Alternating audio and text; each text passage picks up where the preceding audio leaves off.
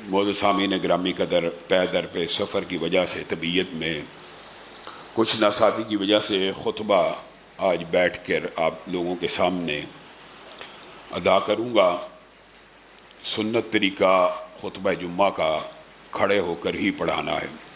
ہم غزوہ حنین کے بعد غزوہ طائف اور اوطاس کے مارکوں کا ذکر آپ لوگوں کے سامنے رکھ رہے تھے، اور آپ کے سامنے اس بات کو رکھا کہ رسول اللہ صلی اللہ علیہ وسلم جب وہاں سے ایک دن پہلے نکلنے لگے تو صحابہ نے کہا اب تو فتح قریب ہے، اب آپ نکلتے ہیں۔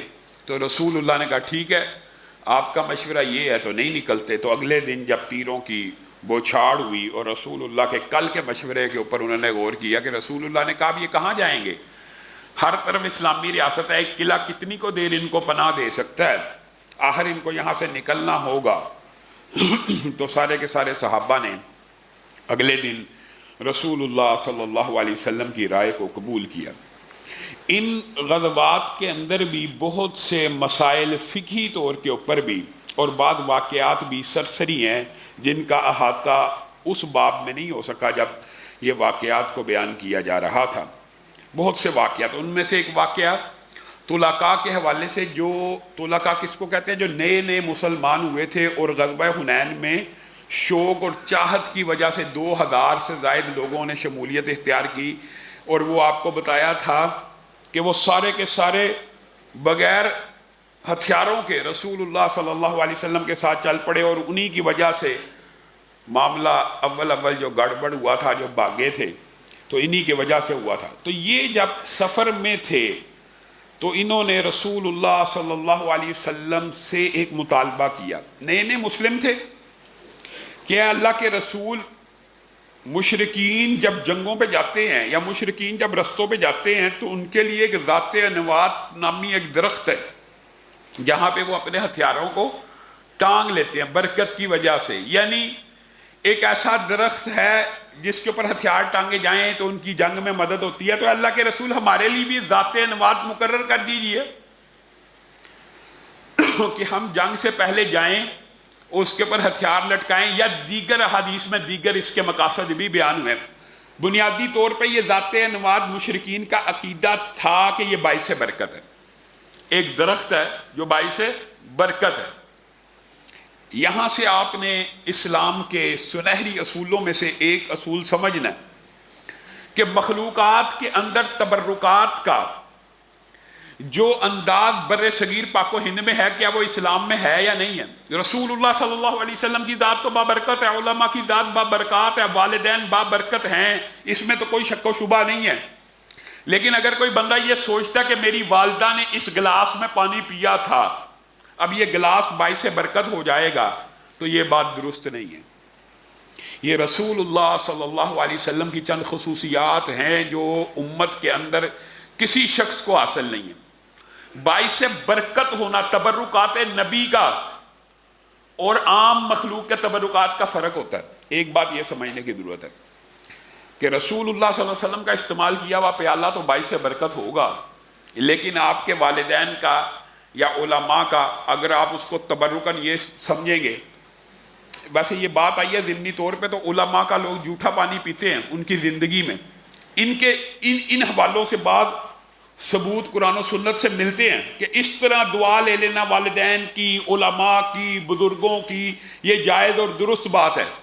لیکن مستقل طور کے اوپر کہ جی یہ پتھر کو کبھی ہمارے پیر صاحب نے مس کیا تھا، اس پتھر کے اندر برکت ہے، یہ رزق دے گا، یہ ذات انوات کا درخت مشرکین کا عقیدہ تھا کہ ادھر ہتھیار لٹکائے جائیں گے تو فتح حاصل ہو جائے گی۔ تو رسول اللہ صلی اللہ علیہ وسلم نے ان طلقاء کی یہ بات سنی تو بڑے افسوس کا اظہار کیا کہ تم موسیٰ کی قوم سے بھی آگے بڑھ گئے، انہوں نے بھی یہی کہا تھا موسیٰ ہمارے لیے بھی ایک الہ بنا دے، تو رسول اللہ نے ذات انوات نامی درخت کو چننے کو الہ بنانا کہا۔ یعنی صرف یہ عقیدہ رکھ کے انہوں نے یہ مطالبہ کیا تھا اللہ کے رسول کوئی ہمارے لیے بھی باعث برکت چیز کر دیجئے، حالانکہ دین کے اندر شعار ہیں، مساجد ہیں، احرام پہننا ہے، یہ شعار ہیں، یہ جو دین کے شعار ہوتے ہیں یہ بذات خود باعث برکت ہوتے ہیں، لیکن اس کے اور ایک بریک لائن ہے جو آپ نے سمجھنی ہے کہ مخلوقات کے اندر نفع اور نقصان کو سمجھنا اپنی ذات کے لیے، اور یہ سمجھنا یہ رزق دے سکتا ہے، یہ فتح دے سکتا ہے، یہ اولاد دے سکتا ہے۔ رسول اللہ صلی اللہ علیہ وسلم اس بات کا رد کر رہے ہیں کہ تم نے میرے سے موسیٰ کی قوم جیسا مطالبہ کر لیا، جیسے ان کی قوم نے کہا تھا ہمارے لیے الہ بنا دو، تو کیا میں تمہارے لیے بھی الہ بنا دوں؟ تو رسول اللہ صلی اللہ علیہ وسلم نے شرک کے اس پودے کے اوپر ایسی ضرب کاری لگائی اور ایسی تربیت صحابہ کی یہ وہ ذات انواد کی تربیت کا نتیجہ ہے کہ عمر جیسا جلیل القدر پیغمبر حجر اسود کے سامنے کھڑا ہے۔ حجر اسود جو کہاں سے آیا ہے؟ جنت سے آیا ہے، اور جس کو چومنے کا ثواب ہے، اور جو قیامت کے دن گواہی دے گا کہ اس نے چوما ہے رسول اللہ کی اقتداء میں، اتنے فائدے تو دیتا ہی ہے نا۔ تو حضرت عمر اس کے سامنے کھڑے ہو کے امت کو یہ سمجھا رہے ہیں کہ اے حجر اسود، اللہ کی قسم مجھے پتا تو کسی نفع اور نقصان کا مالک نہیں ہے، میں تجھے صرف اس لیے چومتا ہوں کہ میں نے پیارے نبی کو یہاں پہ لب مبارک لگاتے ہوئے دیکھا ہے، بس۔ حضرت عمر کا اگر یہ قول سمجھ آ جائے تو میرے اور آپ کے عقیدوں کی اصلاح ہو جائے۔ اگر حجر اسود، حضرت عمر کس کو کہہ رہے ہیں؟ حجر اسود کو، جس کو رسول اللہ نے بوسہ دیا، جو جنت سے آیا، جس کی لگانے کے اوپر آپ کو پتہ ہے سیرت کے باب میں قریشیوں کا اختلاف اور بابرکت ہونا، یہ سب باتیں ثابت ہیں کہ قیامت کے دن گواہیاں دے گا۔ اس کے بارے میں حضرت عمر اگر یہ کہہ رہے ہیں تو فیروزے کی کیا حیثیت ہے، نیلم کی کیا حیثیت ہے، زرکون کی کیا حیثیت ہے؟ جی یہ پتھر پہن لیا جائے نفع مل جائے گا، پتھروں سے نفع مل جائے گا، شجر حجر قبر، آپ لوگ یہاں سے اگر برکات لینا چاہیں گے تو برکت نہیں ملنی، برکت ملنی ہے دین اور شریعت کے راستوں پہ بتائے ہوئے اسلوب کے ساتھ، اور وہی تبرکات ہیں اسلام میں جو قرآن و حدیث سے ثابت ہیں۔ یہاں پر رسول اللہ صلی اللہ علیہ وسلم نے جب شرک کے ایک اہم باب کی نفی کی تو اس کے علاوہ بھی بعض فقہی مسائل اس دوران پیش آئے۔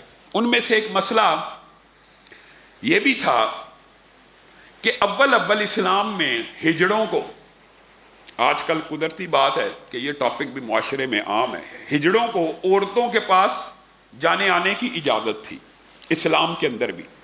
یہ 8 ہجری تک، 7 ہجری کے اینڈ تک یہ معاملہ رہا۔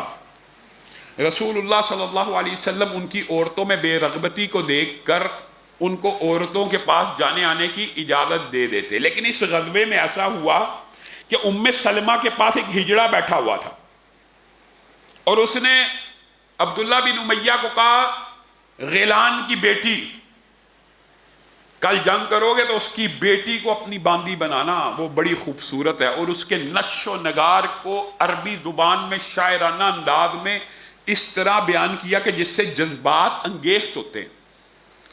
قدرتی کی بات ہے کہ رسول اللہ صلی اللہ علیہ وسلم جب آئے اور ان کے کان میں کچھ اس کے الفاظ پڑ گئے، اور وہ الفاظ بڑے سنگین نوعیت کے تھے، اور اس نے کہا جب وہ آتی ہے تو اس کے پیٹ کے اوپر 4 بل پڑتے ہیں، یعنی کپڑوں کے اندر سے بھی بل نظر آتے ہیں، اور جب وہ جاتی ہے تو 6 بل نظر آتے ہیں۔ اس طرح کی باتیں اس نے جب کی تو رسول اللہ صلی اللہ علیہ وسلم نے امت مسلمہ کے لیے ایک قانون وضع کیا کہ آج کے بعد ام سلمہ، پہلے تو ان کو آنے کی اجازت تھی، آج کے بعد یہ مسلمان عورتوں کے قریب مت آئیں۔ ہمارے معاشرے میں یہ ہجڑا ہے، یہ اس خواجہ سرا اور مخنث کی بات ہو رہی ہے جو پیدائشی طور پر ڈیفیکٹڈ پیدا ہوا ہے۔ ہمارے معاشرے میں اس بارے میں بڑی افراط و تفریط ہے۔ جو ہجڑا ہے یا مخنث ہے یا خواجہ سرا ہے، اس کو انسانیت کے تمام حقوق میسر ہیں انسان ہونے کے، حتیٰ کہ وراثت میں بھی حصے دار ہوگا۔ اگر مائل با مرد ہوگا مرد کا حصہ لے گا، مائل با عورت جسم ہوگا تو بچی کا حصہ ملے گا۔ ہر چیز ہے، وراثت ہے، ہر چیز ہے، ہر انسانی حق موجود ہے، علاج کی سہولت، ہر چیز موجود ہے، لیکن بے حیائی کی اجازت موجود نہیں ہے۔ جب ان کے اخلاق بگڑ جائیں تو یہ عورتوں میں داخل نہیں ہو سکتے۔ جس طرح کی شباہت ہوگی زندگی گزارے گا اس طرح کی۔ اگر مردانہ جسم کی ساخت ہے، یہ میڈیکلی اس کی بہت سی قسمیں ہیں، اور علماء نے 1300-1400 سال پہلے اور رسول اللہ کے دور میں شریعت کے یہ احکامات ہیں. لوگ سمجھتے ہیں آج کل کا مسئلہ، ہرگز نہیں، رسول اللہ کے دور کا یہ مسئلہ اور وہیں پر حل ہے. جو مائل با مرد ہوگا کہاں رہے گا؟ مردوں میں. جو مائل با عورت، جس کا جسم عورتوں کے سے مشابہت زیادہ رکھتا ہے، وہ کہاں رہے گا؟ عورتوں میں. پردہ بھی کرے گا، پردہ بھی کرے گا، عورتوں میں رہے گا اور پردہ بھی کرے گا. اور جو مائل با مرد ہے وہ مردوں میں زندگی گزارے گا. گویا اس کو ایک نارمل زندگی گزارنے کے حقوق، اس کو محنت مزدوری، ہر چیز کے حقوق میسر ہیں. ہمارے ہاں ان مخنث اور ہجڑوں اور خواجہ سرا کی آڑ میں ایک اصطلاح بولی جاتی ہے ٹرانسجنڈر کی، جو آپ کے سامنے متعدد مرتبہ رکھ چکا ہوں. ٹرانسجنڈر سے مراد ہجڑا نہیں ہے، مخنث نہیں ہے. ٹرانسجنڈر کی پہلے تو تعریف وضع کی جائے پاکستان کے قانون اور آئین میں، پھر اس کے لیے جو سہولیات اور سکول اور کالجز اور مختلف باتیں ہو رہی ہیں، سیٹیں، نوکریوں کی باتیں بعد میں کریں. اگر آپ کی مراد مخنث، ہجڑا، خواجہ سرا، جو ڈیفیکٹڈ غیر مرد غیر عورت پیدا ہوتا ہے اللہ کی طرف سے، اگر وہ ہے تو کسی عالم دین کو کوئی اعتراض نہیں ہے. لیکن اگر اس سے مراد وہ ہے جو یورپ میں لیا جاتا ہے اور جو آپ لیتے ہیں لیکن علماء کو دھوکے میں رکھ رہے ہیں اور عوام کو، وہ یہ ہے کہ بندہ مرد ہے، ساری زندگی مردوں کی طرح گزاری ہے، 8-8 9-9 بچے ہیں، وہ آج کلیم کرے کہ میں آج کے بعد عورت کی طرح زندگی گزارنا چاہتا ہوں اور میرے اندر عورت کی فیلنگز آ رہی ہیں، اور آج رات میں اٹھا ہوں، میں اپنے آپ کو عورت محسوس کر رہا ہوں، وہ صبح جائے نادرہ میں اپنے آپ کو ٹرانسجنڈر لکھوا لے. اس کے اسلام میں کوئی حقوق نہیں ہے. یہ بیماری ہے، یہ فساد فی الارض ہے، یہ نفسیاتی عارضہ ہے. اس کا علاج کرنا ہے، اس کی مرمت کرنی ہے، اس کی مذمت کرنی ہے. رسول اللہ صلی اللہ علیہ وسلم نے فرما دیا، یہ اسلام کے شرعی اصول ہیں کہ کوئی مرد عورت کی مشابہت نہ کرے اور کوئی عورت مرد کی مشابہت نہ کرے. جس اسلام اور دین میں مرد کو عورت کے کپڑے پہننے کی اجازت نہیں ہے، عورت کی طرح بناؤ سنگار کرنے کی اجازت نہیں، عورت بننے کی اجازت ہو سکتی ہے کہ وہ صبح اٹھ کے کہہ لیا میں آپریشن بھی کراؤں گا، اب میں یہ بھی کروں گا، اب میں عورت ہوں آج کے بعد. اللہ کو خوف کرنا چاہیے، اللہ سے ڈرنا چاہیے. آپ کلمہ گو ہیں، آپ مسلمان ہیں، آپ پاکستان کی ریاست اسلامی ریاست ہے، نام کی ہے، نام کی ہی مان لیجئے. آپ نے بھی تو کلمہ پڑھا ہے. آپ کیسے یہ کہہ سکتے ہیں کہ ٹرانسجنڈرز کے بھی وہ حقوق ہیں جو خواجہ سرا اور مہنس کے ہیں؟ ٹرانسجنڈر کے اسلام میں کوئی حقوق نہیں ہے، بلکہ رسول اللہ صلی اللہ علیہ وسلم کی جو حدیث ہیں سخت وعیدیں ہیں ان عورتوں کے بارے میں جو مردوں کی وضع قطع رکھے اور جو مرد عورتوں کی وضع قطع رکھے. حتیٰ کہ رسول اللہ صلی اللہ علیہ وسلم کی بعض حدیثیں ان کو جلا وطن کر دیا جائے اگر اس طرح کی علت عیب کسی میں پایا جاتا ہے.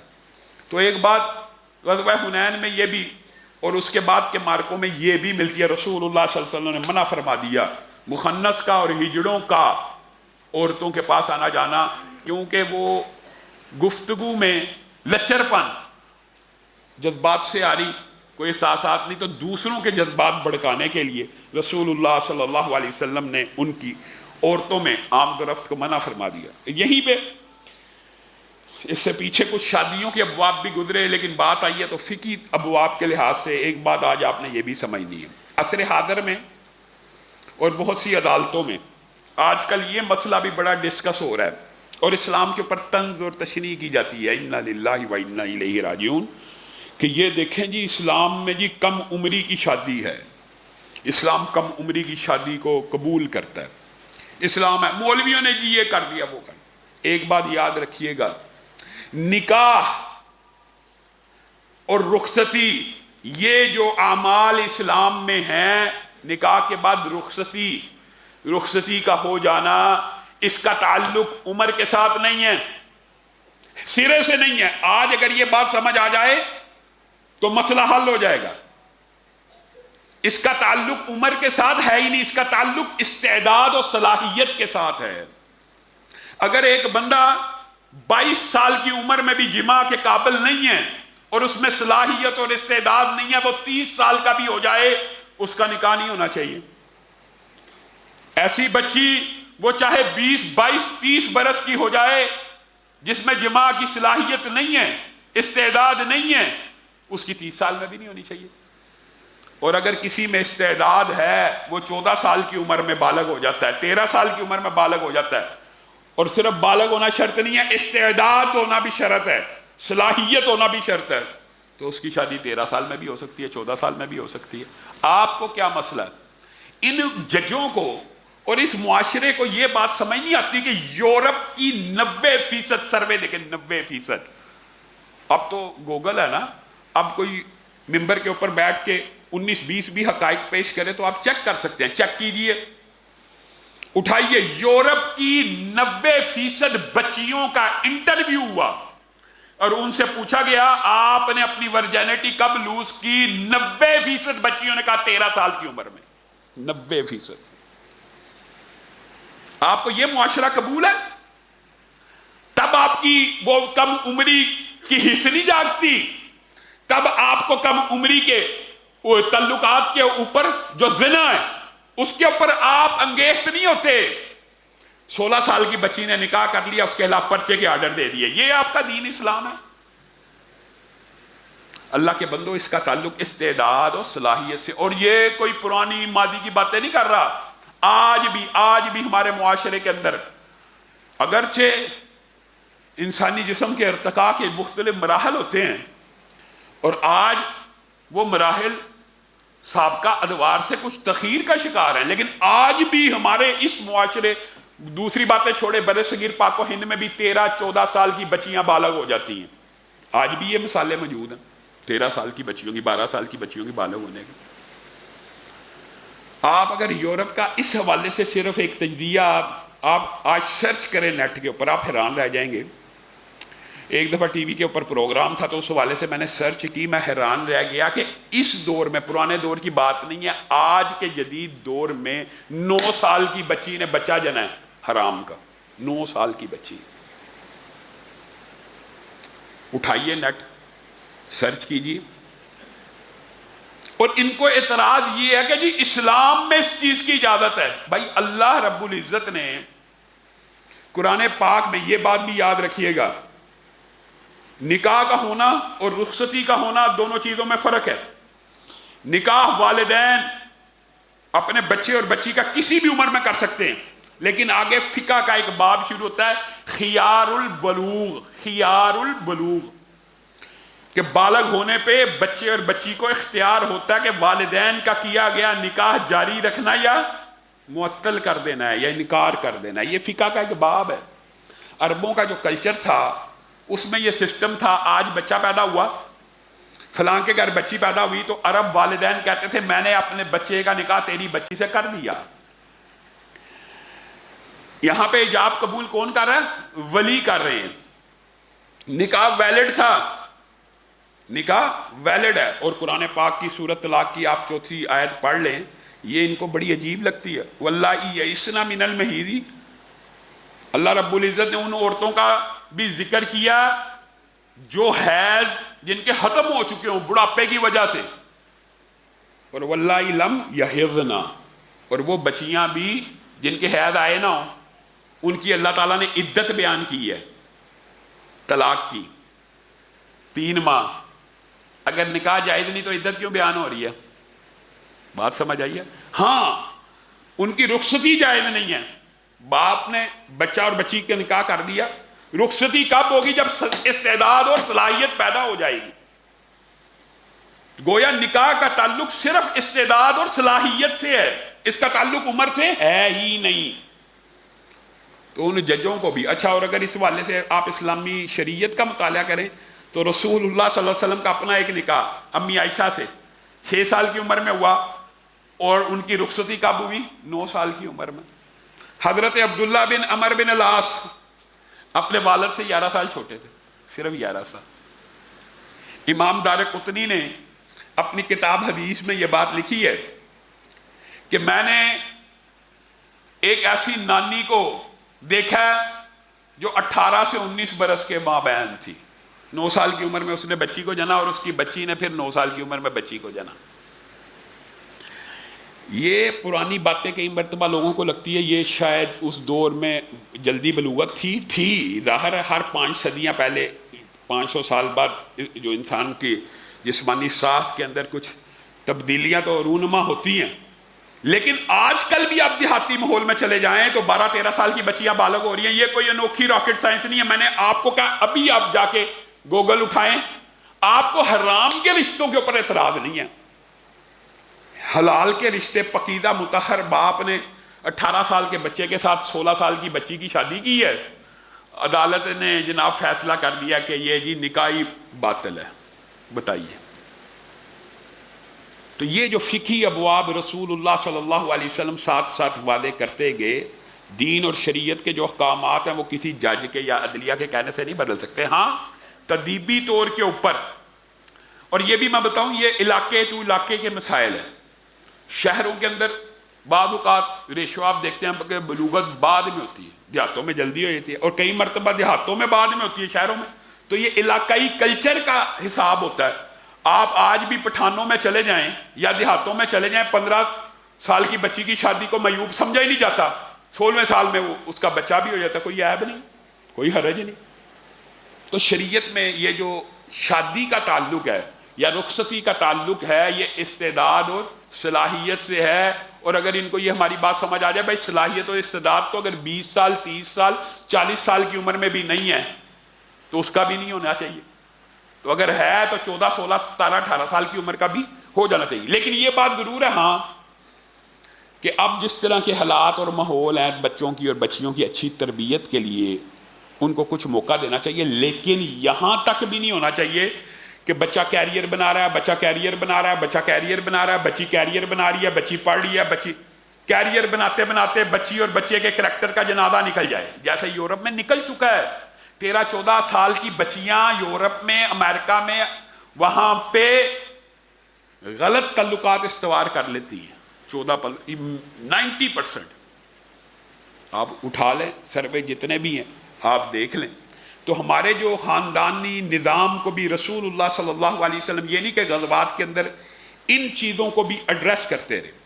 اور اسی طرح اس غزوے کے اندر ایک اور فقہی مسئلہ رسول اللہ آپ کو پچھلے خطبات میں بتایا تھا, رسول اللہ صلی اللہ علیہ وسلم نے عورتوں کو, بچوں کو, بوڑھوں کو, حضرت خالد بن ولید نے جب عورت کو قتل کیا تو رسول اللہ نے کہا تھا کہ یہ لڑ رہی تھی, آج کے بعد عورت کا قتل حرام, بچے کا قتل حرام, بوڑھے کا. یہ تینوں مسئلے آپ سمجھ چکے ہیں. لیکن ان غزوات کے اندر ایک جملہ رسول اللہ نے اور ایڈ کر دیا اس میں. پہلے تو آپ کو پتہ ہی ہے کہ درختوں کا, شجر کا, ان کا کاٹنا بھی جائز نہیں تھا, الا یہ کہ رسول اللہ جب حکم دیا کرتے تھے جیسے غزوہ طائف میں کہ ان کی کھیتیوں کو جلا دیا جائے تو وہ معافی مانگنے لگے وغیرہ. یہاں پہ رسول اللہ صلی اللہ علیہ وسلم نے ایک اضافہ کیا اور کہا کہ آج کے بعد مزدور کا قتل بھی نہیں ہوگا. اس کے اوپر فقہ کے اندر بڑی لمبی چوڑی بحث ہے, لیکن مختصر آپ کے سامنے رکھتا ہوں, مزدور کا قتل نہیں ہوگا. اب یہ بتائیے کہ یہ کیسے جج ہوگا کہ یہ دشمن فوج کا مزدور ہے کہ حربی کافر ہے؟ تو اس کے اوپر علماء کا بڑا لمبا چوڑا ڈسکشن ہے. مزدور صرف اس کو کہا جائے گا جو بار برداری کا کام کرے گا, بوجھ اٹھانے کا. جو تیر پکڑا رہا ہے وہ مزدور نہیں ہے, وہ حربی ہے. مزدور کون ہے؟ جو اونٹ کام کر رہا ہے, جو جانور کام کرتے ہیں اسی طرح سامان اٹھا رہا ہے, صرف سامان اٹھاتا ہے, مجبور ہے, تنہا یافتہ ملازم ہے یا غلام ہے, کھانے پکاتا ہے, ہنڈیا پکاتا ہے, روٹیاں پکاتا ہے, اس کو مزدور کنسیڈر کیا جائے گا. اور بعض علماء نے کہا جو حربی کافروں کے ساتھ آئے گا اور ان کے لیے تعاون کر رہا ہے, گویا وہ جنگ میں ہی تعاون کر رہا ہے, اس کو حربی سمجھا جائے گا. لیکن اگر اس کو حربی ہی سمجھنا ہے تو پھر رسول اللہ صلی اللہ علیہ وسلم کی یہ حدیث کہاں گئی؟ تو راجح موقف یہ ہے کہ ہر وہ شخص اس کا قتل ناجائز ہے جو بے ضرر ہو. اصل مسئلہ یہاں سے یہ ثابت ہوتا ہے, جو بے ضرر ہے نا اس کا قتل جائز ہے, ناجائز ہے. جو بندہ بے ضرر ہے, یعنی اس کی اگر ٹرانسلیشن جدید اصطلاح میں کی جائے, جدید معاشروں میں کی جائے تو اس کو کہتے ہیں سویلین. یا جنگ کے ساتھ بھی آیا ہے تو نقصان پہنچانے کی نیت سے نہیں آیا, تلوار اٹھانے کی نیت سے نہیں آیا, صرف ان کا ملازم ہے. جس طرح وہ اپنے عورتیں اور بچے اور بوڑھے لے کے آ گئے ہیں, اپنے ملازموں کو بھی ساتھ لے آئے ہیں, تو ملازموں کا قتل بھی رسول اللہ صلی اللہ علیہ وسلم نے اس غزوے میں حرام قرار دے دیا. اور پھر دیکھیے آپ حیران رہ جائیں گے کہ حوازن کے سارے یہ کیسی جنگ ہوئی، آپ کے سامنے گزشتہ خطبات میں اس کی تفصیل رکھی۔ حوازن سارے کے سارے ابھی رسول اللہ غزوہ طائف و طاس سے فارغ ہوئے ہیں، سارے کے سارے رسول اللہ کی بارگاہ میں پیش ہو گئے اور آ کے قصیدے پڑھنے لگے اور رسول اللہ صلی اللہ علیہ وسلم سے کہنے لگے ان لوگوں کی طرف احسان کیجئے جن کی ماؤں کا آپ نے دودھ پیا۔ آپ کو بتایا تھا شیمہ بھی آئیں اور حلیمہ بھی آئیں، تو وہ حوازن کی جنگ میں ہی، حنین کی جنگ میں ہی آئیں، تو رسول اللہ کو انہوں نے وہ واسطے دینا شروع کیے کہ آپ تو احسان کرنے والے ہیں، آپ بچپن میں جن ماؤں کا دودھ پیتے تھے ان ماؤں کی عورتوں اور بچوں کو آپ قیدی بنائیں گے۔ رسول اللہ صلی اللہ علیہ وسلم آپ کو پتا کیسے نرم مزاج سے ان کے دل کے اوپر ان کے نا یہ اشعار لگنے لگے۔ تو رسول اللہ صلی اللہ علیہ وسلم نے یہاں پہ ایک ایسا عمل کیا جو رسول اللہ کا معمول نہیں تھا، جو رسول اللہ کا معمول نہیں تھا۔ آپ عموماً اوپن ڈیبیٹ صحابہ کے سامنے رکھ دیا کرتے تھے کہ یہ مسئلہ یہ نہیں۔ یہاں پہ رسول اللہ صلی اللہ علیہ وسلم کے دل میں ایسی نرمی پیدا ہوئی، انہوں نے کہا بات سنو، جب میں کل ظہر کی نماز پڑھا دوں گا تو تم نے میرے پاس آنا ہے اور یہ مطالبہ رکھنا ہے۔ تو میں نے تو دل سے ہی آج اپنا اور آل ہاشم کا اور اپنا سارے کا سارا حصہ تمہیں معاف کر دیا۔ میرے حصے میں جتنی عورتیں بچے، آپ کو پتا تھا 4 سے 5 ہزار عورتیں غلام اور بچے بن گئے، میری طرف سے تو وہ آج ہی آزاد ہے، لیکن میں چاہتا ہوں میں صحابہ کے سامنے یہ عمل کروں، شاید باقیوں کے دل میں بھی نرمی پیدا ہو جائے اور وہ بھی آزاد کر دیں۔ یہ رسول اللہ کا عمومی معمول نہیں تھا، رسول اللہ پہلے سے اعتماد میں لیتے تھے، لیکن یہاں پہ ان کی محبت، ان کے اشعار نے رسول اللہ کے دل کے اوپر ایسی رقت کو طاری کیا کہ رسول اللہ صلی اللہ علیہ وسلم نے ان کے ساتھ یہ بات طے کر لی۔ اور کل وہ جب رسول اللہ نے نماز پڑھائی، انہوں نے وہ اشعار پڑھے، رسول اللہ صلی اللہ علیہ وسلم نے پھر خطبہ دیا کہ میں نے اپنا حصہ معاف کیا، کون ہے جو اپنا حصہ معاف کرے گا؟ تو صحابہ کھڑے ہونا شروع ہو گئے، ہم بھی اپنا حصہ معاف کرتے ہیں، ہم بھی اپنا حصہ معاف کرتے ہیں۔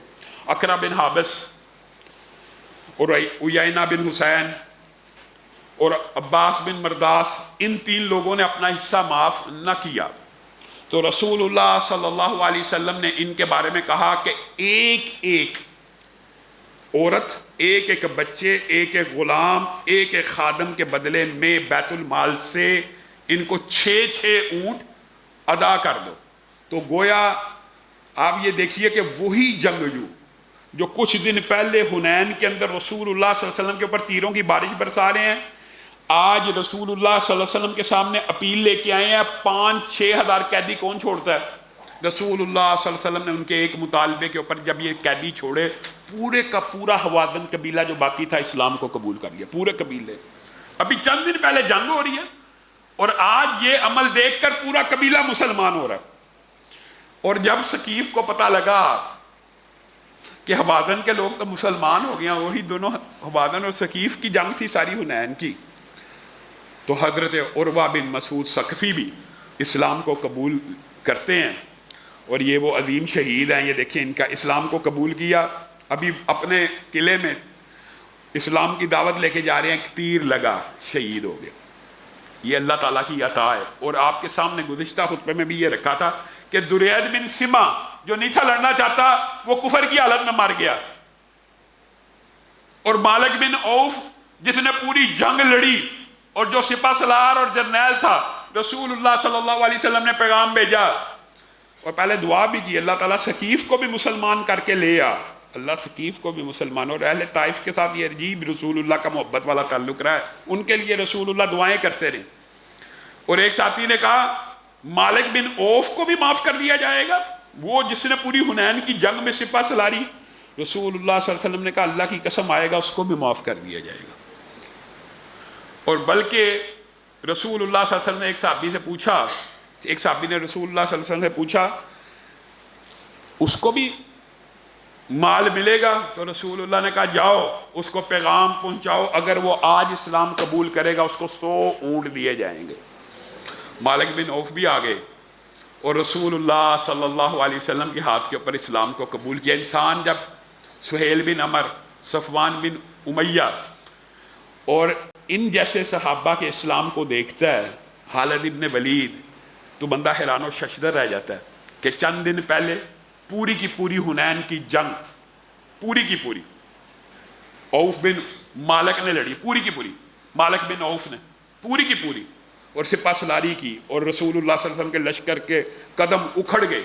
वही बंदा चंद दिन के बाद इस्लाम को कबूल करता। तो इस्लाम पूरी आबोताब के साथ इन गज़वात के बाद फैलना शुरू हो गया। और रसूलुल्लाह सल्लल्लाहु अलैहि वसल्लम ने देखिए जो हिकमत अमली अपनाई थी, साहबा को ये बात कही थी कि यहाँ से निकल जाते हैं, अब ये कहाँ जाएंगे, उसके असरात दौरान सफ़र ही नमूदार होना शुरू हो गए और लोग इस्लाम को कबूल कर रहे हैं। इस सफ़र के अंदर रसूलुल्लाह सल्लल्लाहु अलैहि वसल्लम के साथ दीगर भी और फ़िक़ही एतबार से भी चंद मज़ीद वाक़यात पेश आए। इंशाअल्लाह आइंदा आने वाले खुतबात में उनका भी जिक्र किया जाएगा। अल्लाह रब्बुल इज़्ज़त जो कहा गया, जो सुना गया, उसको समझने की तौफ़ीक़ इनायत फरमाए।